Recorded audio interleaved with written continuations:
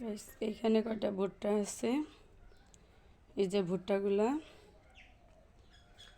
এই ভুট্টাগুলা পাটাতে গুঁড়া করলাম, এই যে গুঁড়া করে নিলাম বাচ্চাদের খাবার দেওয়ার জন্য।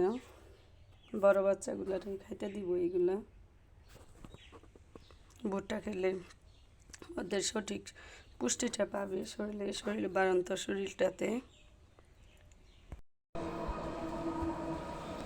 মুরগি বস্তার ভিতরে বারান্দাতে দেখেন একটা বাজারের ব্যাগের ভিতরে বসেছে ডিম পাড়ার জন্য। সবগুলা মুরগি এই বাজার, ছোট্ট একটা বাজারের ব্যাগ, এইখানেই বসে ডিম পাড়ে।